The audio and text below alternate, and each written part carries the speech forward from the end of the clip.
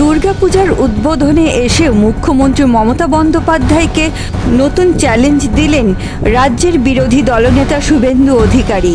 নন্দীগ্রামে হারানোর পরে শুভেন্দুর তোপ দক্ষিণ কলকাতা কারো পৈতৃক সম্পত্তি নয়, ওনাকে ভবানীপুরেও হারাবো লিখে রাখুন। বুধবার ঝটিকা সফরে এসে তিনি মুর্শিদাবাদ জেলায় পরপর 4টি দুর্গাপূজার উদ্বোধন করেন। লালবাগের বুধাসপাড়া সর্বজনীন, কুর্মিটোলা অগ্রদূত সংঘ এবং নাকুরতলা ব্যবসায়ী সমিতির উদ্বোধনে মুর্শিদাবাদ লোকসভা এলাকার বিজেপি সভাপতি সোমেন মণ্ডল, বিধায়ক গৌরীশঙ্কর ঘোষ উপস্থিত ছিলেন। বেলডাঙ্গা আশ্রম পাড়ায় ছিলেন পুরসভার প্রাক্তন চেয়ারম্যান ভরত ঝাউর। এদিন একদিকে মুখ্যমন্ত্রীর পিতৃপক্ষে দুর্গাপূজার উদ্বোধনের মাধ্যমে হাজার হাজার বছরের হিন্দু সংস্কৃতি ভুলিয়ে দেওয়ার সমালোচনা করেন, অন্যদিকে স্মরণ করিয়ে দেন সনাতন হিন্দুরা নিজের ধর্মে আস্থা, অন্যের ধর্মে শ্রদ্ধা রাখেন। শামশেরগঞ্জের মৃৎশিল্পী বাবা ছেলে হরগোবিন্দ দাস ও চন্দন দাসের নৃশংস খুনের এবং নাম না করে হুমায়ুন কবিরের 70 হওয়ার বলে 30কে ভাগীরথীতে ভাসিয়ে দেওয়ার আস্ফালনের স্মৃতি উস্কে দিয়ে মা দুর্গার কাছে সুরক্ষার প্রার্থনা করেন। পাশাপাশি কলকাতার অতিবর্ষণে জলমগ্নতায় 10 জনের মৃত্যুতে 2 লক্ষ ক্ষতিপূরণের সমালোচনা করে বলেন, ওটা নেবেন না, আমি 2.5 লক্ষ টাকা করে দেওয়ার ব্যবস্থা করব। উল্লেখ্য, শামশেরগঞ্জে পিতা পুত্র খুনের ঘটনায় দাস পরিবার সরকারের 10 লক্ষ টাকা ক্ষতিপূরণ ফেরায় এবং শুভেন্দুর দেওয়া 10 লক্ষ 1,000-এর ক্ষতিপূরণ গ্রহণ করেছিলেন। আমি ওর 2 লাখ টাকা নিতে না বলবো, আমি 2.5 লাখ টাকা দেবো বলেছে। এটা কখনো হয়নি, কলকাতা কর্পোরেশন আর পুলিশের জন্য ওরা মারা গেল। জানিয়েছিল মুখ্যমন্ত্রী 2 লাখ টাকা নিতে না বলবো, আমি 2.5 লাখ টাকা করে দেবো। এমন কর্ম তেমন গোটা রাজ্যের যুবক সমাজ, শিক্ষিত যুবকরা বসেছে, যে কোনো সময় বিস্ফোরণ।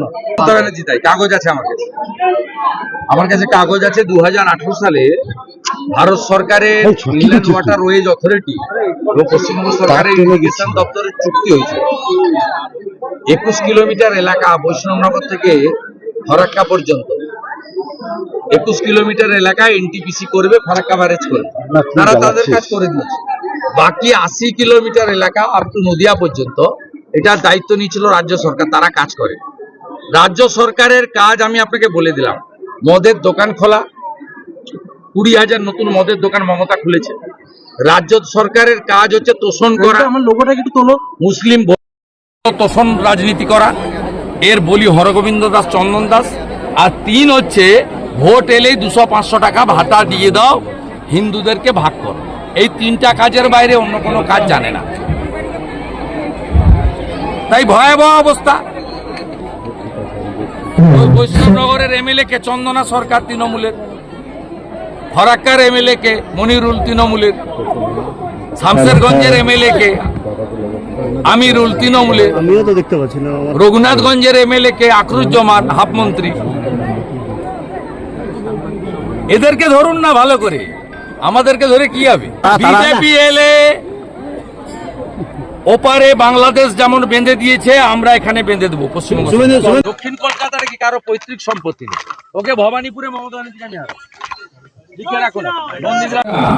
দুর্গাপূজার মাহাত্ম্য আমাদের হিন্দুদের, বিশেষ করে আমাদের সনাতনীদের কাছে, বাঙালি হিন্দুদের কাছে সবচেয়ে বড় পুজো হচ্ছে দুর্গা পুজো। এবং এই পুজো আমাদের শাস্ত্র এবং পঞ্জিকা মতে আমাদের পালন আমরা করি, সেই পালনই করব। কারণ অনেকে চায় যে দুর্গোৎসবকে কালচারাল প্রোগ্রামে পরিণত করতে, অনেকে চায় আমাদের যে পঞ্জিকা শাস্ত্র, হিন্দুদের যে 1000 বছরের যে রীতিনীতি, সেগুলো সব বদলে দিতে। তাই দুঃখ লাগে যখন পিতৃপক্ষ, যা আমাদের কাছে শুভ নয়, তখনও কেউ বা কারা জোর করে উদ্বোধন করতে চলে যান। আমাদের খুব কষ্ট হয়। আমরাও নিজ ধর্মে আস্থা রেখে অপর ধর্মকে শ্রদ্ধা করি। চোখের জল রাখার জায়গা থাকবে না। একটার পর একটা হিন্দু গ্রাম কিভাবে নুন রাখার বাটি, হাত গা মোছার গামছাটুকু পর্যন্ত কারোর বাড়িতে নেই। হে মা দুর্গা, মা আমাদের আশীর্বাদ দাও মা, আমরা যেন পশ্চিম বাংলায় এই হিন্দুদের দুরাবস্থা থেকে মুক্তি দিতে পারি। হিন্দুরা যেন মাথা উঁচু করে বলতে পারে, আমি গর্বিত, আমি হিন্দু, আমি ভারতীয়, আমি হিন্দুস্তানে বাস করি, আমি সনাতন ধর্মে বিশ্বাস করি।